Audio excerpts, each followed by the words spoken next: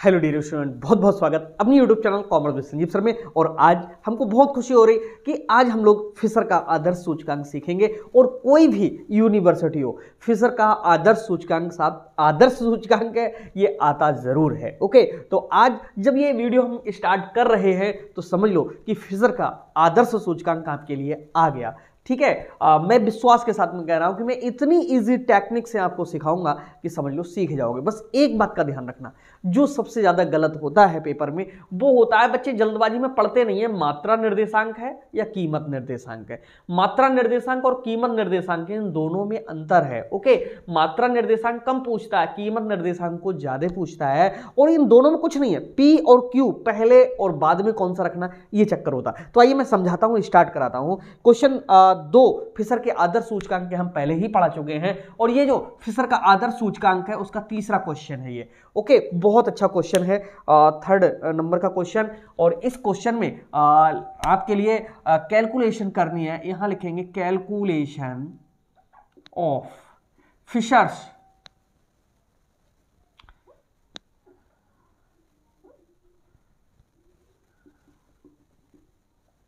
Fishers ideal index number. Okay, calculation of Fisher's ideal index number ये करना है। और इस तरह से यहाँ जो क्वेश्चन दिया हुआ होता है उस क्वेश्चन को कैसे सॉल्व करेंगे, ये बहुत आसान तरीके से इस तरह से सीखिए जैसे मैं करा रहा हूँ। ठीक है, देखिए क्वेश्चन नंबर अगले में लिखा हुआ है। देखो पहले ईयर दिए हुए हैं 2010 और 2012 दिए हुए हैं। तो हम क्या करेंगे, वस्तुएं भी दी हुई हैं तो यहां पर लिखेंगे कमोडिटी, COMMODITY, कमोडिटी दी हुई हैं। और जो वस्तुएं हैं वो कौन कौन सी हैं, ABC हैं। ठीक, वस्तु A है, B है और C है। ठीक, बहुत अच्छा है। और इस वस्तु की 2010 में कुछ वैल्यूज दी हुई हैं, 2010 और 2012 में। ठीक है, तो ये तो रही वस्तु, ये रहा हमारा ईयर। ठीक, ये 2012 रहा ईयर। अब जो वस्तुएं दी हुई हैं उनमें दो चीजें दी हुई हैं। ठीक, इस तरह से बीच से डिवाइड कर लीजिएगा दोनों को। आप सेम ऐसे ही बनाना, ठीक है, जैसे हम बना रहे हैं। ओके, इसी तरह से चला जाएगा। ये पहली बार में जो लिखा हुआ है क्या, क्वांटिटी लिखी हुई है। तो पहले वाला जो होता है ये आधार वर्ष होता है, बाद वाला जो होता है करंट वर्ष होता है। तो इसमें जो क्वांटिटी है तो वो कहलाएगी Q0 और प्राइस को लिखेंगे P0। यहाँ पर क्वांटिटी को Q1 और प्राइस को P1। ठीक, चाहो तो एक लाइन इस तरह की और खींच लेना।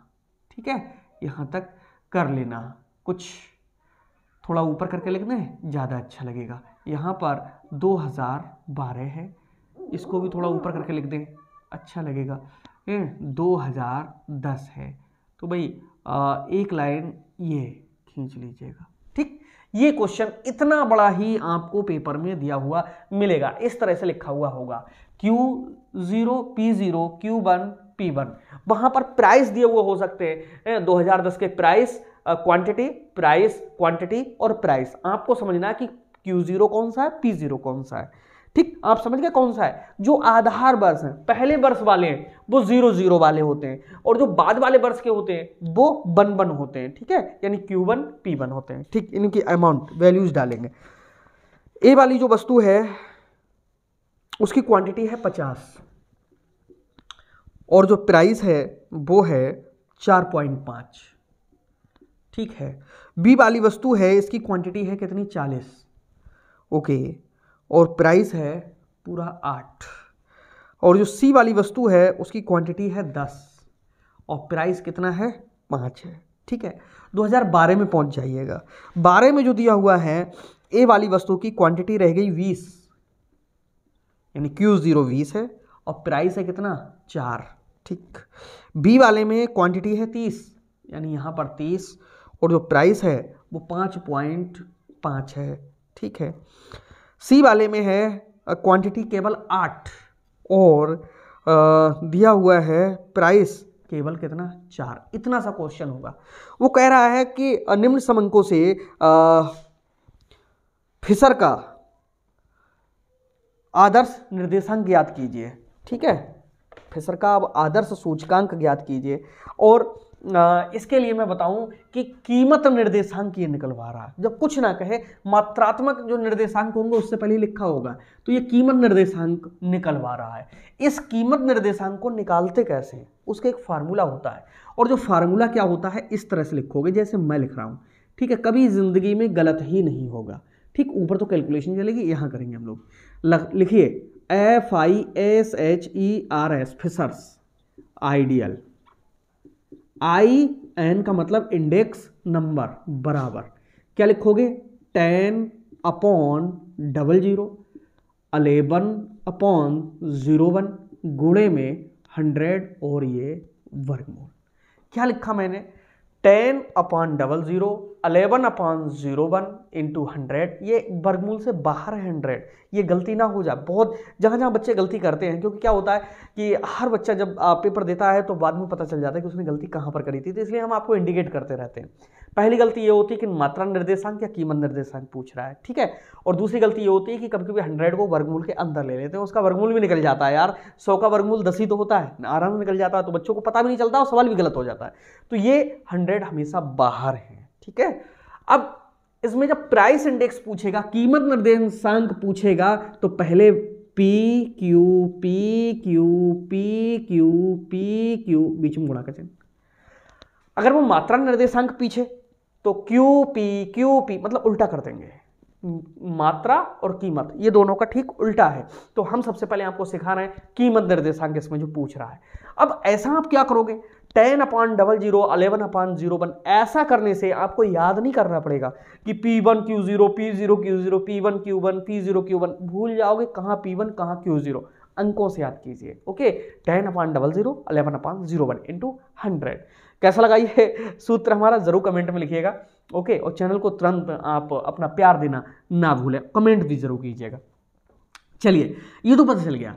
अब यही सेम कैलकुलेशन यहां पर 4 भागों में आपको करनी है, यानी ये 4 चीजें आपके लिए यहां पर निकालनी होती हैं। ठीक है, और इन्हीं में बस गुणा भाग गलत ना हो जाए, समझ लो क्वेश्चन गलत नहीं हो सकता है। ठीक, इस तरह से ये चलेगा। P1 Q0 यहां लिखो, P1 Q0, P0 Q0, P0 Q0, P1 Q1, P1 Q1, P0 Q1, P0 Q1। ठीक, अब आपको क्या करना है, P1 Q0 ढूंढो। देखो P1 कहां पर है, ये है। Q0 कहां है, ये बाहर है। यानी P1 और Q0 इनकी आपस में बीच में चिन्ह किसका है, गुणा का छुपा हुआ है।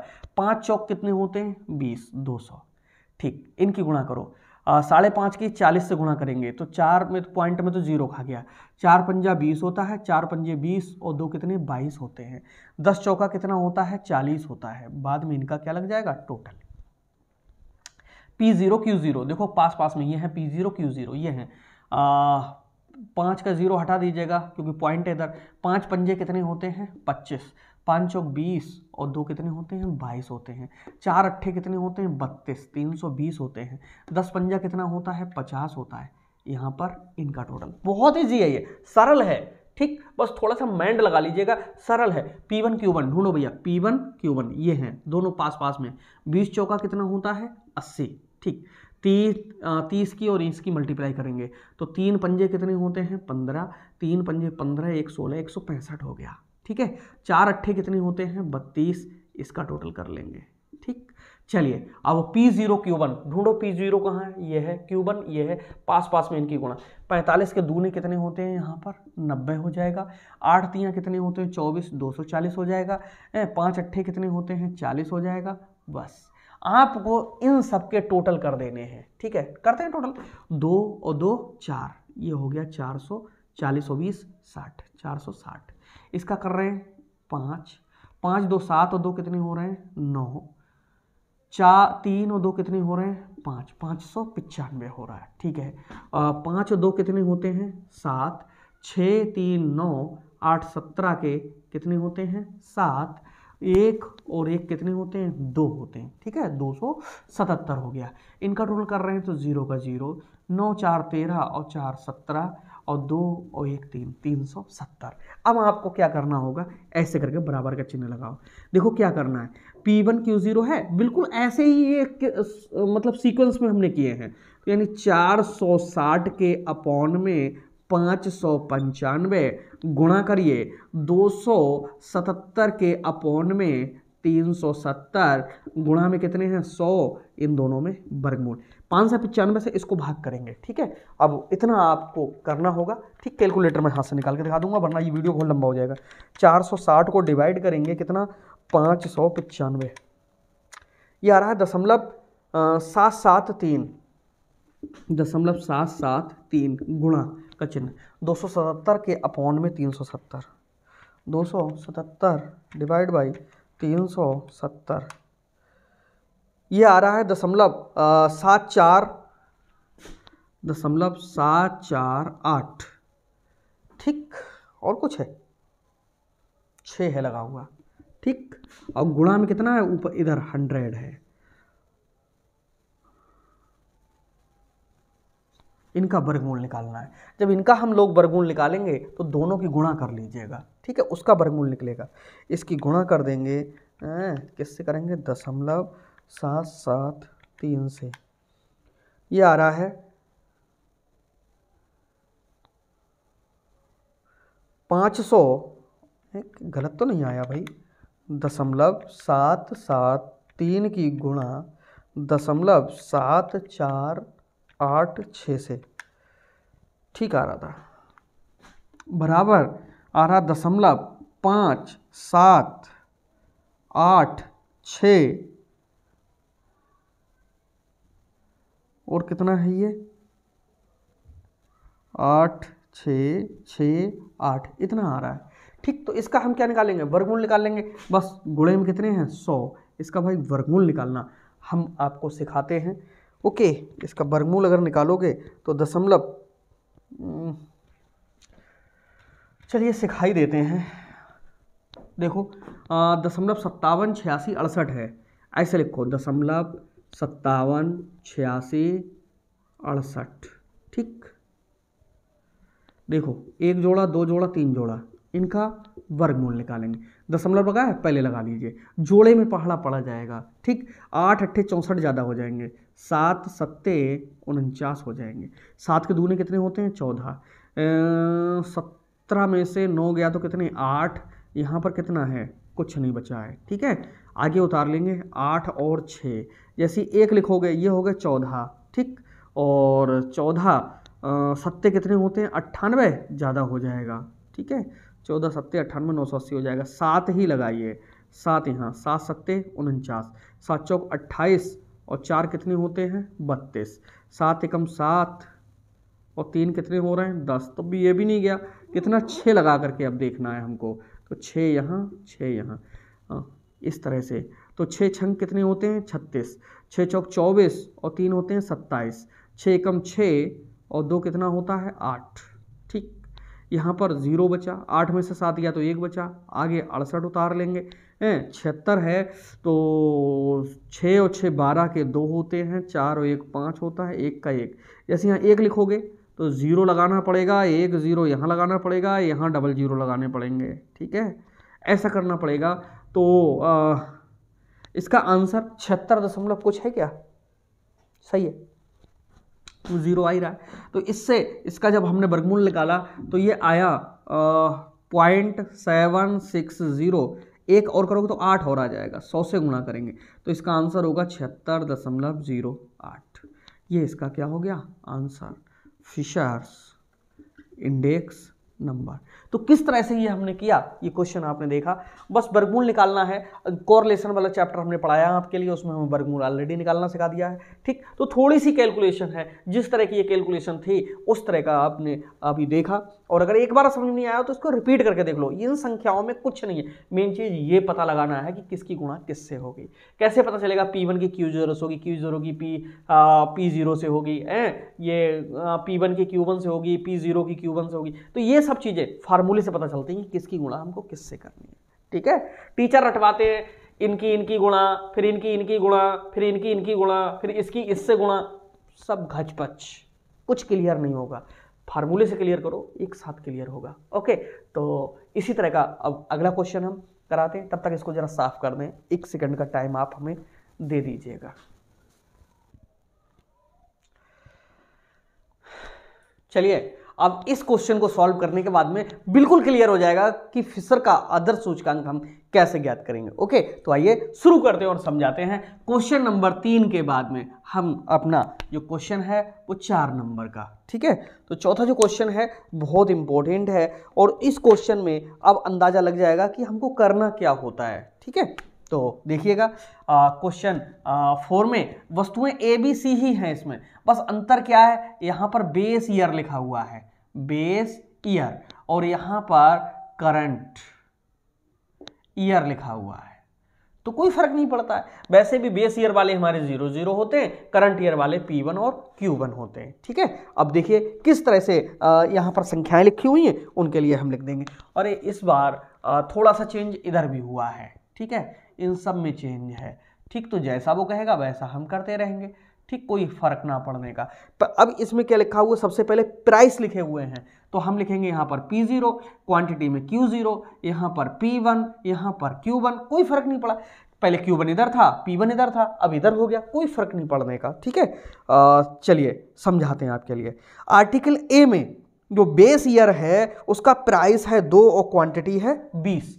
बेस ईयर का प्राइस है 2, क्वांटिटी है कितनी, 20, ठीक है। और करंट ईयर का है 5 और 15, 5 और 15, ठीक। चलिए अब बी वाली वस्तु पे चलते हैं। बी वाली वस्तु पे प्राइस है 4, क्वांटिटी है 4, यानी प्राइस 4, क्वांटिटी 4, ठीक है। करंट ईयर में क्या हो रहा है, इसका प्राइस है 8, क्वांटिटी है 5, प्राइस है 8, क्वांटिटी कितनी है, 5 है, ठीक है। सी वाली में प्राइस है 1, क्वांटिटी है 10, प्राइस 1, क्वांटिटी 10, और करंट की है 2 और 12, यानी प्राइस 2, ये 12, ठीक।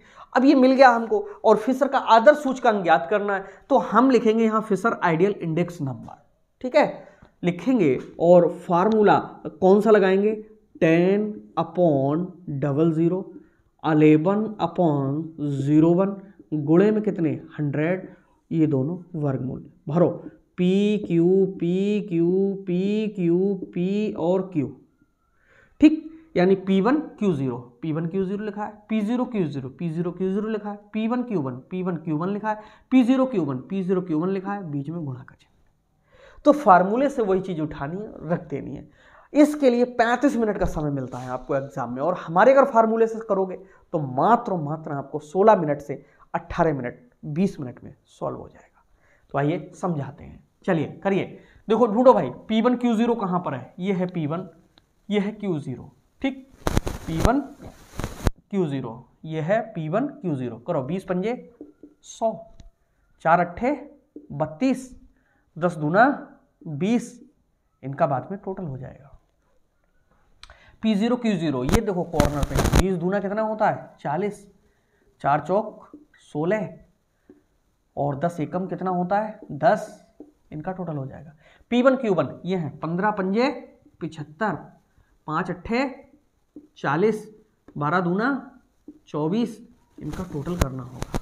P0 Q1, देखो P0 कहाँ पर है, ये है, Q1 कहाँ पर है, ये है, ठीक है। 15 के दूने कितने होते हैं, 30, ऐसे उंगली रख लेना गलत ना हो। 5 चौका कितना होता है, 20, नंबर पूरे लाने हैं स्टैटिक्स में, ओके। किसी क्लास में हो, स्टैटिक्स पढ़ रहे हो तो 12 एकम कितने हैं, 12, नंबर पूरे आते हैं हमारे चैनल पे, ठीक, कटता नहीं है, एक भी नाक ना कटाना। देखो 100, 32 और 20 52, 152 हो रहा है। 40, 10 50, 60 66, ये 66 हो रहा है। 75 और इन्हीं जोड़ मिलेंगे, 5 4 कितना हो रहा है, 9, 7 4 11 और 2 होते हैं 13, ठीक, 139, इनका जोड़ रहे हैं तो ये आ रहा है 2, 3 2 5 और ये कितने हो रहे हैं, 6, 62। आप करिए कैसे होगा, 152 के अपॉन में 66 गुणे 139 के अपॉन में 62, इधर है 100, इन दोनों का वर्गमूल। बड़ी से बड़ी कैलकुलेशन हमने आपके लिए सिखाई है, ये तो कुछ नहीं है। अब आपको बस थोड़ा सा टाइम यहीं पर लगेगा, लेकिन हम कैलकुलेटर से सॉल्व कर देते हैं, इनकी केवल भाग सॉल्व कर देते हैं।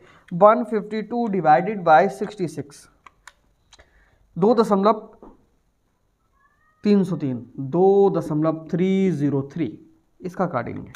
139 डिवाइडेड बाय 62, 2.24 गुणे 2.241 है। ये किसमें है? वर्गमूल में है। गुणा में इधर कितना चल रहा है? 100 चल रहा है। इनकी गुणा कर लो आपस में, इसकी गुणा करो 2.303,